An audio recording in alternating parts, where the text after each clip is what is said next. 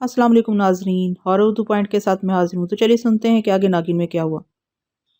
ऐसा तो कभी नहीं हुआ कि कोई रूप सोचा हो और इसकी शक्ल में ना आ गई हूँ। इस वक्त तो श्री राज की नगरी में है। यहाँ तेरी कुछ बेबसियां होंगी। इन अल्फाज के साथ शकुंतला को काला भुजंग आदमी अपनी जगह से उठता हुआ महसूस हुआ और फिर पानी पर जमी हुई काई पर वो शख्स जिसने अपना नाम श्री राज बताया था बड़े बड़े सुकून से चलता हुआ किनारे की तरफ आने लगा। अब शकुंतला ने देखा कि ये काला स्याह जिस्म रखने वाला शख्स खासा लंबा है। शकुंतला से कोई 2 बिसत बुलंद। शकुंतला इस वक्त सुर्ख साड़ी में मलबूस थी, बाल इसके हस्बे मामूल खुले हुए थे। श्री राज आते आते बिल्कुल करीब आ गया और फिर इसने दोनों हाथ शकुंतला के शानों पर रख दिए। हाथ बर्फ जैसे ठंडे और लोहे जैसे भारी थे। शकुंतला इस अचानक उफ्तार से घबरा गई और कसमसाने लगी और श्रीराज इंतहाई भारी आवाज में हंसने लगा। घबरा गई री? श्रीराज और दहशतनाक अंदाज में मुस्कुराया। मतलब की बात करो श्रीराज। शकुंतला अब हर किस्म के हालात का मुकाबला करने के लिए ज़हनी तौर पर तैयार हो रही थी। श्रीराज तुम्हारा ज्यादा समय जाया नहीं करेगा, खूबसूरत क्यामत। श्रीराज ने इसका हाथ पकड़ लिया और एक तरफ चलने लगा। शकुंतला को तकरीबन खींच रहा था और शकुंतला भी हालात के मुताबिक इसके साथ हो ली थी। टीले पर चढ़कर श्रीराज जो शक्ल से कोई पतला लंबा बदसूरत मालूम होता था, इसका हाथ पकड़े इसी मकान के एक सीलजदा कोठरी में ले आया और फर्श पर पालती मारकर बैठ गया और शकुंतला को भी खींचकर सामने बिठा लिया। शकुंतला भी साड़ी संभाल कर मिट्टी के ऊपर ही बैठ गई। अब से एक पहर पहले मैंने अपनी शक्ति के जोर से पता चला लिया कि तू यहाँ से परे होकर उड़ती हुई गुजरेगी, तो मैं तेरा रास्ता थोड़ा सा बदल कर तुझे यहाँ ले आया और रहनुमाई के लिए सब चिराग रोशन कर दिए। मेरा नाम श्री राज है। गुज़िश्ता कई सालों से यहाँ तपस्या कर रहा हूँ और अभी और यहाँ गुजारूंगा, परंतु मुझे एक मुश्किल आ पड़ी है कि मुझे एक विषकन्या की ज़रूरत है। मैंने कुछ अमल करना है। विषकन्या का असूल ज़्यादा दूर भी नहीं है, मेरे लिए नामुमकिन भी नहीं। मुश्किल ये है कि यहाँ से हटा तो सारी तपस्या भ्रष्ट हो जाएगी और मैं यहाँ पर गुजारे हुए कई साल ज़ाया नहीं करना चाहता। तुझे मेरा ये काम करना होगा और अगर मैं ना करूँ तो? शकुंतला अड़ गई। तू यहाँ से हजारों साल तक ना जा सकेगी और अगर तू झूठा वादा करके चली जाती है तो भी एक शक्ति तो मैं तुम्हारी सलब कर ही चुका हूँ कि अब तुम सिर्फ सांप इंसान की शक्ल में आ सकती हो। चौथा कोई रूप तो अब मेरी मर्जी के बगैर इख्तियार नहीं कर सकती, परंतु अगर मेरी बात मान लोगी तो तुम्हारा बहुत बड़ा फायदा कर सकता हूँ। वो क्या? शकुंतला ने उसे घूरा। हुशकुरान का बाप लश्करान तुझ पर बहुत तबाह हुआ है। उसके ख्याल में हुशकुरान की गुमशुदगी की वजह तू है। वो तुम्हारी एक शक्ति अपने कब्जे में ले चुका है। कौन सी शक्ति? शकुंतला हैरान हुई। चमत्कार, वो इसके कब्जे में है? अच्छा। शकुंतला अब श्री राय से मरूब होने लगी थी। और अगर तू कुछ अर्सा तक हुशकुरान तलाश करके इसकी बस्ती में नहीं भिजवाती तो लश्करान तुझे नाकाबिले तलाफी नुकसान भी पहुंचा सकता है। शकुंतला सोच में पड़ गई। चमत्कार लश्करान के कब्जे में है। रूह बदलने वाली ताकत पर श्री राज ने जुज़वी पाबंदी लगा दी है, कहीं कोई बड़ी मुसीबत ना बन जाए। लेकिन तुम मेरी सहायता कैसे करोगे श्रीराज? मेरा काम कर दोगी तो मैं ना सिर्फ तुम्हें हुशकुरान का पता बता दूंगा बल्कि सामरी के बारे में भी तुम्हारी मदद करूंगा। क्या तुम मुझे जादू सिखा सकते हो? शकुंतला अपनी छुपी ख्वाहिश को दबा ना सकी। कुछ कुछ तुम जानती भी हो। श्रीराज अपनी जगह से उठते बोला। वो तो कुछ भी नहीं। शकुंतला ने मुंह बसोरा। मेरा काम कर दो, तुम्हारे सारे काम आसान कर दूंगा। यहाँ से 100 कोस दूर एक गांव नाग भवन है। वहां पर नाग मंदिर के तहखाने में इन अगवाशुदा लड़कियों को रखा जाता है जो पहले 2 साल दासियां बनकर वहां रहती हैं, फिर इन्हें देवता पर कुर्बान कर दिया जाता है। हाँ, ज्यादा खूबसूरत नारियां वहां के पुरोहित अपने लिए महफूज कर लेते हैं, जो वक्त जरूरत शहर के उमरा को महंगे दामों पर फरोख्त भी कर दी जाती हैं। सबसे खूबसूरत दासी बड़े पुरोहित की मलकियत होती है। इन दासियों पर जहर असर नहीं करता, बल्कि खास अमल से गुजार कर इनका शरीर ऐसा बना दिया जाता है इन्हें डसता है जो सांप इन्हें डसता है बल्कि खास अमल से गुजार कर इनका शरीर ऐसा बना दिया जाता है कि इनको सांप से डसवाया जाता है। ऐसी लड़कियों को विषकन्या कहते हैं और मंदिर के पंडित पुजारी इस सांप को खनूत कर देते हैं। यह हनूतशुदा सांप मंदिर का खास तोहफा समझकर यात्री और सियाह महंगे दामों खरीद कर अपने साथ ले जाते हैं। इन्हीं हनूत सांपों की फरोहत से जो रकम हासिल होती है इससे नाग भून के हराजा चलते हैं। इर्द गिर्द और दूर दराज इलाकों से आकर तोहम परस्त लोग अपनी बच्चियों और बच्चों को चढ़ावे के तौर पर वहां छोड़ जाते हैं। बच्चे हार कर गुलाम और लड़कियां उमरा के हरम में पहुंच जाती हैं। बहुत खूब बहुत ज्यादा खूबसूरत लड़कियों को विषकन्या बना दिया जाता है। मेरा काम यह है कि मुझे एक विषकन्या चाहिए। श्रीराज खामोश हो गया। हो जाएगा। शकुंतला के लिए यह कोई मुश्किल काम नहीं। शकुंतला फहर से इसको देखते हुए बोली। तो फिर जाओ और नागभून के मंदिर से विषकन्या ले आओ।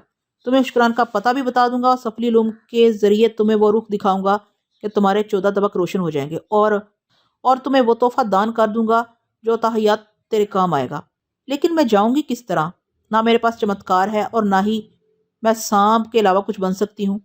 रात यहीं बसर कर लो, सुबह होते ही मैं तुम्हें खुद नागपुर के करीब पहुंचा दूंगा। एक बात तो बताओ श्रीराज। शकुंतला अब बेझिझक होने लगी। यहाँ तुम्हारे अलावा कौन रहता है और तुम खाते क्या हो? मैं अकेला रहता हूँ और कच्ची सब्जियां या इंसानी खून मेरी खुराक है। और तुम्हारी पत्नी, बच्चे? हम तारीख दुनिया लोग हैं, दुनिया से हमारा क्या काम? ना औलाद ना पत्नी, बल्कि जब तक मेरा अमल पूरा नहीं हो जाता, जो भी कई साल का है, इस वक्त तक कोई औरत मेरे जीवन में ना तो आई है ना ही आएगी। इससे मेरी तपस्या और कष्ट भ्रष्ट हो जाएंगे। श्री राज बोले जा रहा था। शकुंतला इसकी ये बात सुनकर दिल ही दिल में सोच रही थी कि श्री राज, तूने मुझे नागपुर जाने पर मजबूर तो कर ही दिया है, परंतु मैं भी तुम्हारे जीवन भर के कष्ट को जाया कर दूंगी। मेरा नाम भी शकुंतला है, नागों की मलिका और रूप की रानी। मुझे नागपुर से वापस आने दो। तेरा क्रियाक्रम करने के बाद ही हुष्करान की तलाश में निकलूंगी। शकुंतला चलती जा रही थी। चलते चलते शाम हो गई और फिर रात होने लगी। अब सरसब्ज इलाका शुरू हो गया था। आसपास कुछ आबादी के आसार भी थे। अचानक शकुंतला को दिल दहला देने वाली नस्वानी चीखें सुनाई दी। इसने जिधर से आवाज आई उस तरफ देखा और दरख्तों के झुंड में उसे चंद आदमी नजर आए, जो एक लड़की को पैरों से पकड़कर घसीट रहे थे। लड़की की अजियत अमेज चीखें सुनकर शकुंतला न रह सकी। हालांकि वो अब जल्दी जल्दी नागभून पहुंच जाना चाहती थी। दरख्तों का झुंड चुके कुछ दूर था, लिहाजा वो सांप बनकर तेजी से झुंड की तरफ रेंगने लगी। दरख्तों के करीब आई तो उसने देखा बहुत से आदमी इकट्ठे हैं और एक तरफ चिता बनाई जा चुकी थी। शायद कोई खास आदमी मर गया था। इर्द गिर्द नजर दौड़ाने से पता चला कि ये मरकट है। एक परी जमाल जो सफेद सूती साड़ी में मलबूस थी, जारो की तार हो रही थी और इसने चीख चीख कर आसमान सर पर उठाया हुआ था। 3 आदमियों ने इसको काबू कर रखा था, मगर इसकी मजामत बहुत ज्यादा थी। 2-3 आदमी इसकी मशकें कस रहे थे और आखिरकार तीनों ने इस हसीना के हाथ और पांव बांध कर एक तरफ डाल दिया और चिता के इंतजाम में मसरूफ हो गए। शकुंतला लम्हों में सारा मामला समझ गई। इस लड़की का शोहर मर गया है और इसे पति की लाश के साथ चिता की आग में झोंका जा रहा है और लड़की सती होना नहीं चाहती। शकुंतला सांप के रूप में सोचने लगी कि इस लड़की की सहायता करूं या इन लोगों को इनके हालात पर छोड़कर निकल जाऊं। उधर लड़की जारो की तार रो रही थी और कह रही थी, जालिमों, मेरा क्या कसूर है? इतना न्याय ना करो, ये मेरा पति तो नहीं, मुझे क्यों सती कर रहे हो? मैं भी मरना नहीं चाहती, मुझे छोड़ दो। लेकिन लड़की के नोहे सुनने वाले कान शायद वहां नहीं थे। शकुंतला एक दरख्त की ओट में सांप के रूप में देख रही थी। तकरीबन 20-25 लोग होंगे। इनमें से कोई लड़की की तरफ मुतवज्जा न था। लड़की को बांधकर एक दरख्त के नीचे डाल दिया गया, जो चिता से कदरे परे था। लड़की रो रो कर बेहाल हो रही थी। शकुंतला ने फैसला किया कि लड़की से बात करके देखती हूँ और सारी सूरत हाल पूछती हूँ। वो फनकार के इंसान बन गई और कुछ पढ़कर फूंका तो लड़की के बंधन टूट गए। लड़की जो मुसलसल कसमसा रही थी, अचानक अपने आप को आजाद पाकर हैरान हो गई। चंद लम्हे हैरतदा रहने के बाद इसने चिता की तरफ मुतवज्जा लोगों की तरफ देखा और फिर अचानक उठकर एक तरफ भाग खड़ी हुई। लेकिन चंद लोगों ने इसे भागते हुए देख लिया था और तमाम लोग गैर इरादी तौर पर इसके पीछे लपके। लड़की जाती कहाँ तक भागती। थोड़ी देर में शकुंतला को एक हट्टा कट्टा शख्स नजर आया, जो उस लड़की को बालों से पकड़कर घसीट कर ला रहा था। लड़की होफो करब से जारों की तार चीख रही थी। शकुंतला इंसानी हालत में दरख्तों के पीछे छुपी ये सब कुछ देख रही थी। इसने लड़की को बचाने का फैसला कर लिया। वो सब समझ गई कि लोग इसको सती कर देना चाहते हैं, जबकि वो सती होना नहीं चाहती। अब चिता को आग दिखा दी गई थी। गाढ़ा धुआं उठने लगा, लकड़ियां चटकने लगी, खुशबूदार तेल की बू फैलने लगी। वो शख्स अब लड़की को खींच खांच कर चिता की आग में धकेलने के लिए ले जाने लगे। शकुंतला ने हरकत में आने का फैसला कर लिया और काली का जाप जप कर मन ही मन में चुड़ैल बनने का इरादा किया तो लम्हे भर में इसका कद बढ़ने लगा और शक्ल बिगड़ने लगी। सरद दरख्तों से जा लगा। अब वो खौफनाक अंदाज में चिंगाड़ी। कानों के पर्दे फाड़ देने वाली चीख सुनकर अर्थी के साथ आए हुए तमाम लोगों की नजर इस पर पड़ी तो सब थरा कर रह गए। इनके होश उड़ गए। खौफ से इनके कदम जमीन पर जम कर रह गए। लड़की को पकड़े हुए अशखास की गिरफ्त ढीली पड़ गई और लड़की भी खौफ से साकत हो गई। शकुंतला ने फिर वापस इंसानी शक्ल इख्तियार कर ली और कड़क कर बोली, इस लड़की को छोड़ दो। जादू के करिश्मे देकर कई लोग भाग खड़े हुए, जिन्हें शकुंतला ने नजरअंदाज कर दिया, जबकि एक शख्स जो जरा दिलेर नजर आता था आगे बढ़ा, बोला, तुम जो कोई भी हो हमारी बात गौर से सुनो। यह धर्म का मामला है, इसमें दखल ना दो। चंपा को पति के साथ सती होने दो। नहीं नहीं, मैं इसकी पत्नी नहीं।